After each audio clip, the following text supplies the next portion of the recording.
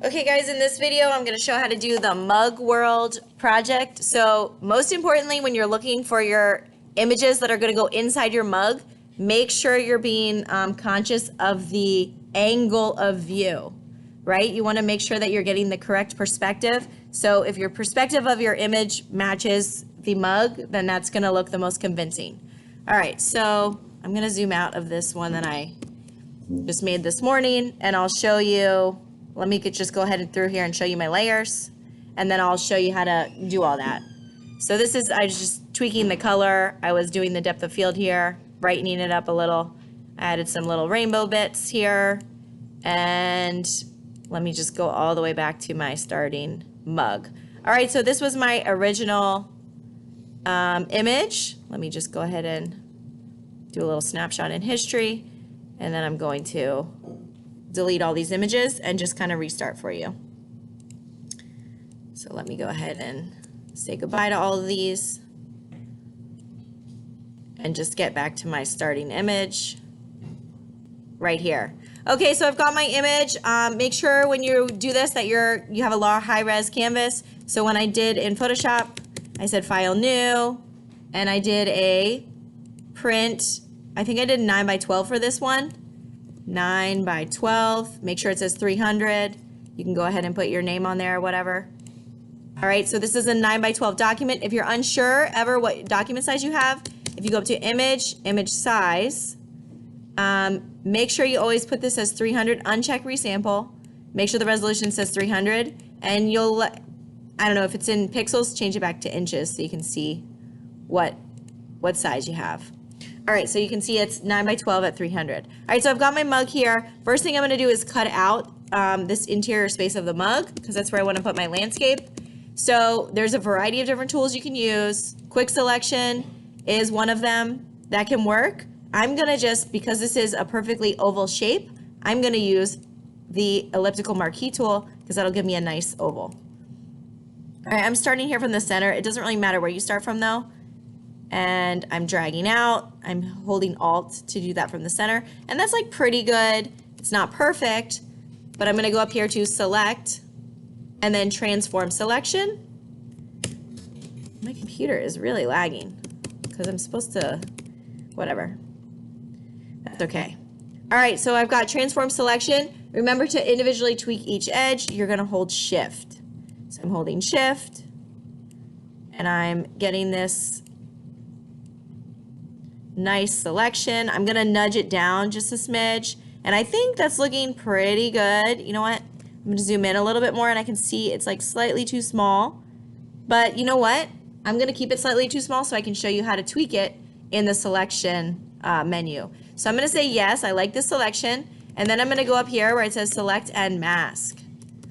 All right, and Select and Mask. Remember I said like I didn't really get quite the edge, so I'm gonna go right here. And I'm going to shift the edge, and that will give me like a little bit more, make my selection a little bit bigger. So I'm just shifting that. And I'm also gonna feather this edge like a smidge, maybe not too much, just a smidge, just so it's not too hard of a selection. And again, you can change your view if you need to see a little bit better. So you can see I've feathered it just a smidge. It's probably impossible to see on the projector. All right, but I promise I did it. All right, and then for output, I'm actually gonna say new layer with layer mask. So that's here under the output settings. If you're not seeing that, you just have to push this little caret. Output 2, new layer with layer mask. I'm gonna hit OK. And there we go, I have my selection. I'm gonna turn this layer back on that's underneath of it. And now I'm ready to proceed. I'm gonna go ahead and get my landscape.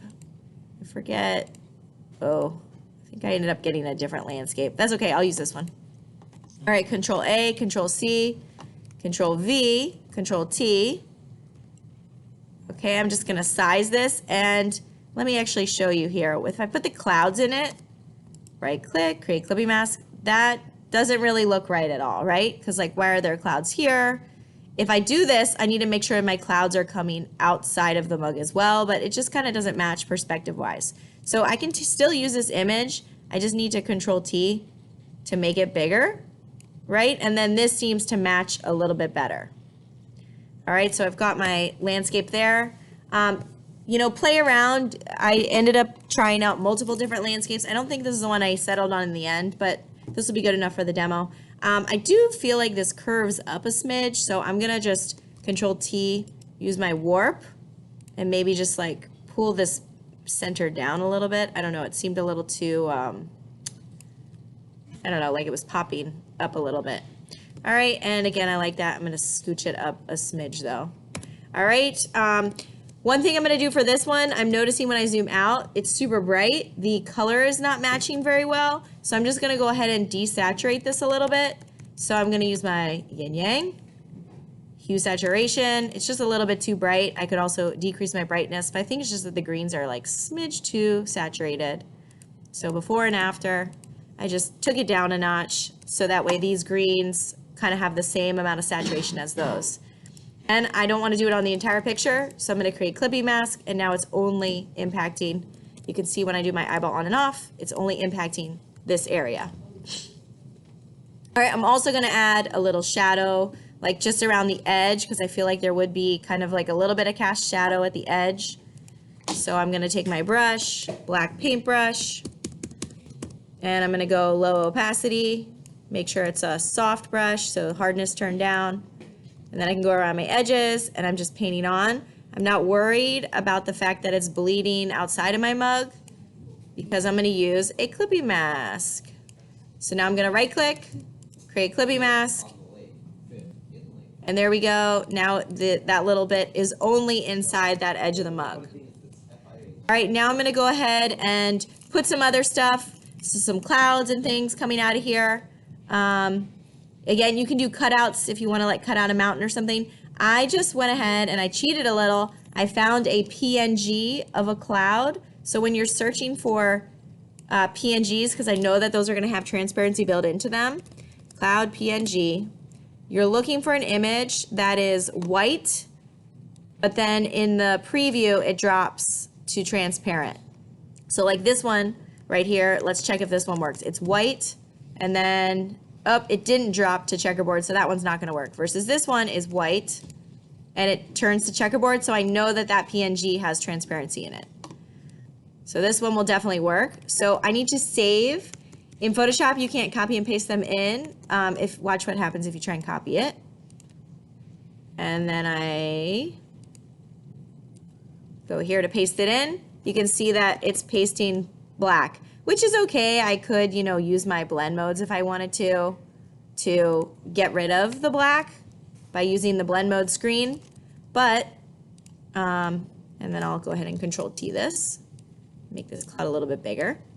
I can also take my PNG and I can save it, and then it will have the transparency and I won't have to use any sort of blend mode. Let me find where that PNG just went. Here it is. So right click, save image as. Gonna go back to Photoshop, save it on my desktop. Photoshop, file, open, and I'll open up this cloud. Where did he go? Cloud PNG, great. All right, and then this I can Control A, Control C, Control V, Control T. And there we go. So then I don't have to use a blend mode or anything. So it's either way will work. You can still use blend modes on these, but then you don't have to deal with the black being there. So either is fine. Don't forget, you also might want to change your opacity, right? Like if it's a little too much, if you just want like some wispy clouds, you can change the size of these. I'm going to make this like one a little bit bigger. You know, maybe move that down in front. I can take this same cloud, maybe I will flip it so it doesn't look as recognizable. Maybe try and shrink this down a little bit. Maybe I will try and make this one a little bit lower opacity. So I'm just getting like a little hint. I'm not sure. Play around. All right. I also, for that final image, let me see what else. What are some other things I did? Let me go back in my history. Let's see. I'm going to turn these layers back on. real quick so I can see what I did. So I added some clouds. Oh, I added some little birds. Same thing. Oh, I didn't want that image in the end. And let's see, I changed the color a little bit of the overall thing. Okay, oh, I can show you some atmospheric things. You can get like a little rainbow. So let me go back to the image I was working on right here. So I got myself like a little rainbow image open right here. I had downloaded that just as a PNG. I think I actually already have it open. Let's see, here's a cloud. I'm gonna close that, I already used the cloud. Here's another cloud, PNG. Control A, Control C, Control V, Control T. Here's another, so this is another cloud. It's a little bit more transparent. Maybe I'll layer that in there. All right, done with that image, don't need it. I'm done with this cloud, I don't need it. Okay, my little rainbow, this is the same thing. This is also a PNG. Control A, Control C, Control V, Control T. There's my little rainbow there. So maybe I want to add like so. And I actually ended up, I think, duplicating my rainbow and did it a few times around my mug. I probably used a blend mode, screen, and lowered the opacity of that as well, just to give it a little magic in my image. Put another little one here, and I'll probably change the opacity. I'm going to actually stretch this a little bit, make that a little bit bigger. Get some light in this image. Okay, and I'm pretty happy with this. I'm going to go ahead and change the color maybe of my overall image. So I'm going to go ahead and group all these layers because I think I'm done with all this portion. I'm just going to group this. This is all like so. And then maybe I'll do some other stuff like playing around with the color. So my brightness contrast, if I want to brighten up the overall image, I'm going to do that. Maybe I want to change the whole kind of color of the image. So I'm going to go right here to color lookup. And I like these fall colors. You can see they bring some warmth into the picture, right? It was a little bit, it was pretty cool looking. And you know what? Now that I've changed the color, this rainbow is way too intense. So I'm going to take these rainbows and knock the opacity of those down a bit because they're getting a little too crazy. I want a little bit of magic in here, but not, you know, not too crazy. Maybe change this rainbow. I'm not going to play around too much for the demo. Let's see. Oh, I think also the saturation of this green is like getting up to be a little bit too much. I feel like this is a little too saturated, so I'm going to even desaturate it further. Now that I changed my colors. Oh, you know what? With the color lookup, it's not letting me, so that's okay. I'm going to close this group, and maybe I will just desaturate. I'm going to take it down just a notch. And then something else I did was I played with the depth of field. So to do that, Shift Control Alt E, I made a composite layer. And then I'll duplicate that again. So I've got my normal image. So this is my normal, original. And then this is going to be my lens blur. Hey guys, if you don't know how to do selective blur, go ahead and take a look up here now. So I'll just show you real quick. So I have made a composite layer that says lens blur and then another composite layer that's just normal. So I'll just go back and show you how to do that. Once you're like, okay, this is pretty good, Shift Control Alt E. It's like all the special buttons. Shift Control Alt E, like E for everything. So this is my original. Control J is going to be my lens. This is going to be my lens blur. And then I'm going to say filter, blur, lens blur. And it's going to take a moment to open. There we go. So this lens blur, super cool. You can go through. This like helps you with the depth of field on your image. You'll notice everything is getting blurred right now, but that's okay. Just think about, you know, what you want the background to be blurred like. If you do this radius, you can see as I'm sliding this, I'm getting more and more blur, right? So I'm going to do, not too crazy, but I want enough that it'll be noticeable for the demo. So I'm going to say, okay. All right, my whole entire image is blurred. Do I want that in the end? No way, right? There's nowhere to focus on. So I'm going to take my mask now, add a mask on the blur. I'm going to now take my black paintbrush, low opacity, I'm going to turn it up a smidge, soft brush, and I'm going to paint away this blur on the mask to bring the focus back. So I want my focus right here. So I'm just clicking, and there we go. So now I brought my focus back, so I have something in focus. You can see when I click on and off, this was sharp, and now it's blurred. Sharp and blurred. And maybe I want like to bring a little bit more of this foreground in. Whatever. If I did too much, never mind. I don't want the table in focus. I can use my white brush. So D for default black and white, X to toggle between them. And now I will put my blur back in there. So I can blur it, and then I can unblur it.